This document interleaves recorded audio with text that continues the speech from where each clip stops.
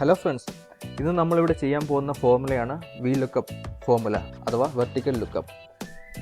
VLOOKUP formula MS എക്സലിലെ ഏറ്റവും important ആയിട്ടുള്ള ഒരു ഫോർമുലയാണ്. അതേപോലെ തന്നെ ഏറ്റവും അഡ്വാൻസ്ഡ് ആയിട്ടുള്ള ഒരു ഫോർമുലയാണ്. ഇന്ന് നമുക്കിവിടെ പ്രാക്ടീസ് ചെയ്യാൻ വേണ്ടിയിട്ട് ഒരു സർവീസ് ഇൻഡസ്ട്രിയുടെ ഒരു ചെറിയൊരു ഡേറ്റാബേസ് ക്രിയേറ്റ് ചെയ്തിട്ടുണ്ട്. അപ്പോൾ അതിൽ നിന്ന് ഒരു 20 പാസഞ്ചറിൻ്റെ ഒരു ചെറിയൊരു ടേബിൾ ക്രിയേറ്റ് ചെയ്തിട്ടുണ്ട്. അവിടെ അവർക്ക് serial number, passenger name, customer, airline, net profit, total amount ഈ ഒരു അതിലാണ് ക്രിയേറ്റ് ചെയ്തിരിക്കുന്നത്. അപ്പോൾ നമുക്ക് ഇവിടെ സീരിയൽ നമ്പർ ടൈപ്പ് ചെയ്തിട്ട് ബാക്കിയുള്ള ഡീറ്റെയിൽസ് എങ്ങനെ ഇതിൽ ടേബിളിൽ നിന്ന് റിട്രീവ് ചെയ്തെടുക്കുന്നത് നമുക്ക് നോക്കാം. ഇന്നിവിടെ ഒരു ചെറിയൊരു ടേബിളാണ് ക്രിയേറ്റ് ചെയ്തിട്ടുള്ളത്, 20 പാസഞ്ചറിൻ്റെ ഒരു ഡേറ്റാബേസ്. ഇപ്പോൾ നമ്മളൊരു വലിയൊരു കമ്പനിയിൽ വർക്ക് ചെയ്യുകയെന്ന് വിചാരിക്കുക. അവിടെയാണെങ്കിൽ 100 കണക്കിന് ഇല്ലെങ്കിൽ 1000 കണക്കിന് ഡേറ്റാസ് കാണും. ആ ഡേറ്റാസിനുള്ളിൽ തന്നെ നമുക്ക് ഒരു പർട്ടിക്കുലറായിട്ടുള്ള എംപ്ലോയീൻ്റെ ഡീറ്റെയിൽസോ ഇല്ലെങ്കിൽ എന്തായാലും നമുക്കൊരു റിസൾട്ട് കാണണമെങ്കിൽ നമുക്ക് ആ റിട്രീവ് ചെയ്തെടുക്കാൻ പറ്റത്തില്ല. മാനുവലി ഒരു പ്രോസസ്സ് ഒരു പ്രാക്ടിക്കൽ അല്ല.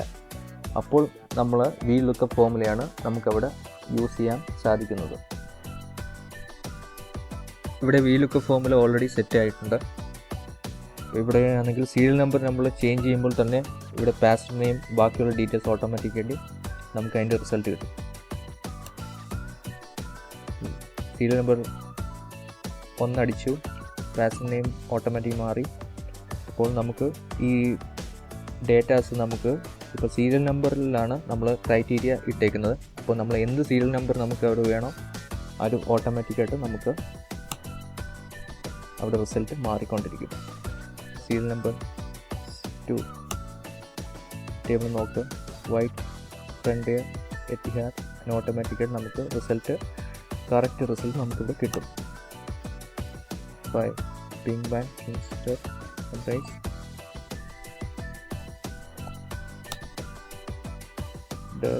ABC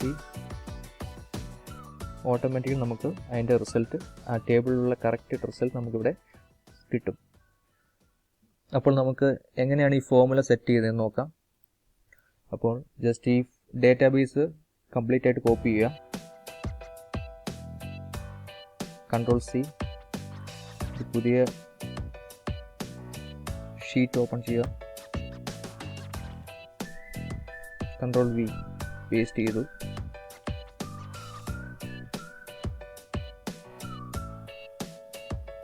നമ്മളത് പേസ്റ്റ് ചെയ്തിട്ടുണ്ട് ഇവിടെ. അപ്പോൾ നിങ്ങൾക്ക് മനസ്സിലാകാൻ വേണ്ടിയിട്ട് ഒരു റോസ് ആഡ് ചെയ്യുക അവിടെ, ഇതിനുള്ള കോളം നമ്പർ മെൻഷൻ ചെയ്യാൻ വേണ്ടിയിട്ട്.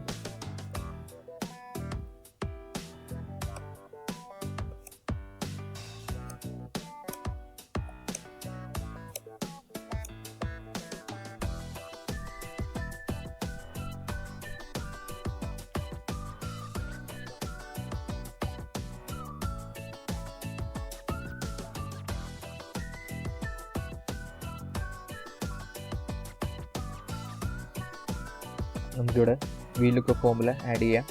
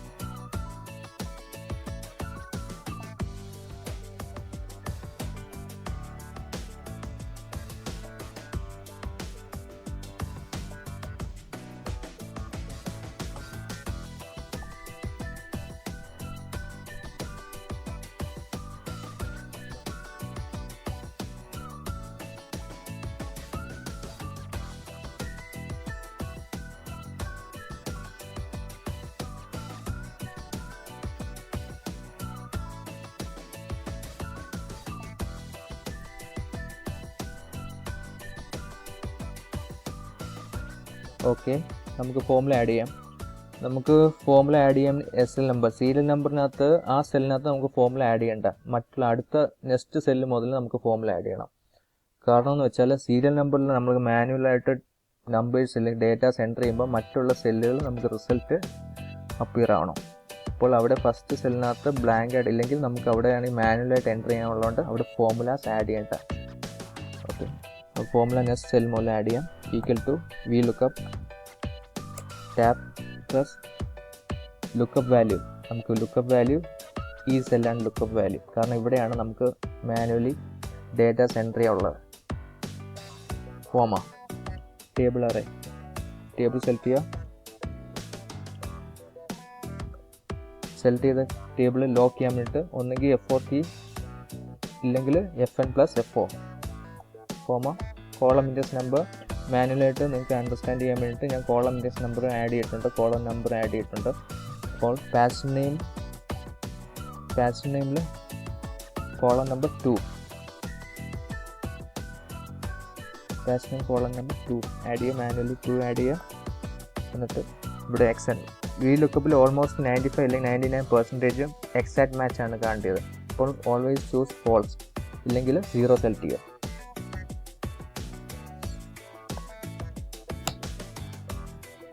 ഇവിടെ എറർ മെസ്സേജ് വന്നു, കാരണം നമ്മുടെ ഇവിടെ ഫസ്റ്റ് കോളത്തിൽ നമ്മൾ ഡേറ്റാസ് എൻ്റർ ചെയ്തിട്ടില്ല.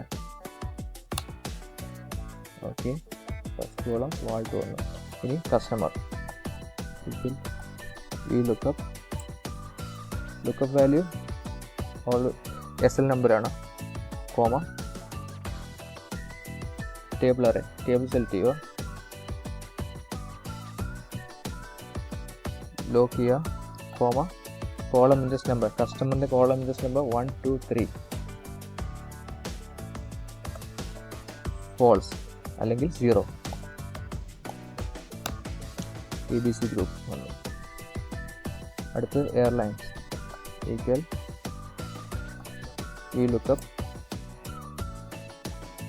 Vlookup value first column select ചെയ്യുക, ടേബിൾ അറേ സെലക്ട് ചെയ്യുക, ലോക്ക് ചെയ്യുക, കോളം ഇൻഡെക്സ് നമ്പർ എയർലൈൻ 1 2 3 4 0. നമ്മളിവിടെ Vlookup ചെയ്യാൻ വേണ്ടിയിട്ട് നമ്മൾ ഇടയ്ക്കിടയ്ക്ക് നമ്മൾ ടേബിൾ സെലക്ട് ചെയ്യുന്നുണ്ട്. അപ്പം നമുക്ക് കുറേ ടൈം അതിന് പിടിക്കും. ഇല്ലെങ്കിൽ നമുക്കൊരു ഈസി ആയിട്ട് ഒരു മെത്തേഡ് ഉണ്ട്. ആ ടേബിൾ നമുക്കിവിടെ ഒരു നെയിം കൊടുത്തിട്ട് സേവ് ചെയ്യാം.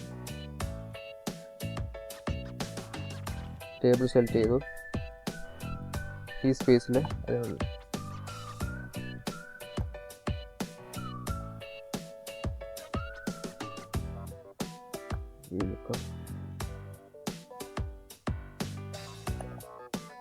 എൻ്റർ. ഓക്കെ, അടുത്ത നെറ്റ് Vlookup സെലക്ട് ചെയ്തു, ലുക്കപ്പ് വാല്യൂ കൊടുക്കുക. ടേബിൾ അറേ നമുക്ക് സെലക്ട് ചെയ്യേണ്ട ആവശ്യമില്ല. നമുക്ക് ടേബിൾ അറേ ഓൾറെഡി നമ്മൾ ആ ടേബിൾ സേവ് ചെയ്തിട്ടുണ്ട്, ടേബിൾ മാത്രമായിട്ട് നമ്മളിവിടെ സേവ് ചെയ്തിട്ടുണ്ട്. അതുകൊണ്ട് നമുക്ക് അത് മാനുവലി സെലക്ട് ചെയ്യേണ്ട ആവശ്യമില്ല. നമ്മൾ സെലക്ട് ചെയ്ത ടേബിളാണ് Vlookup 2020. സെലക്ട് ചെയ്തു, column index number net values 1 2 3 4 5 exact match വേണ്ടി 0.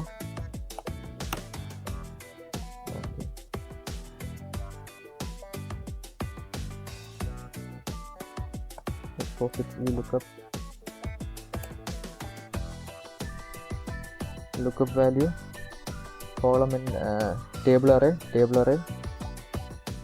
Vlookup 20 നമ്മൾ ഓൾറെഡി സേവ് ചെയ്തിട്ടുണ്ട്. കോളം ഇൻഡെക്സ് നമ്പർ പ്രോഫിറ്റിൻ്റെ 6, പിന്നെ എക്സാക്ട് മാച്ചിന് വേണ്ടി 0.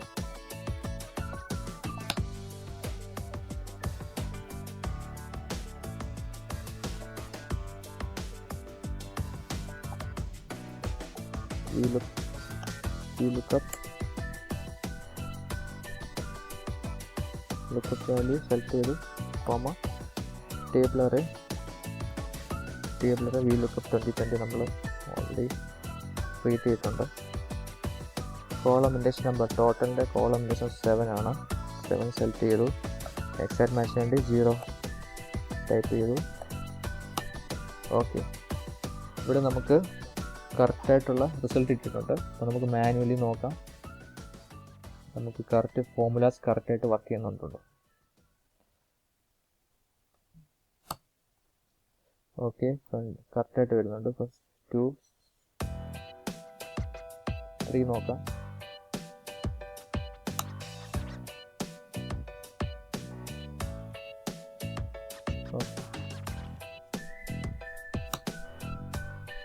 ഓട്ടോമാറ്റിക്കായിട്ട് ഫോർമുല മാറുന്നുണ്ട്.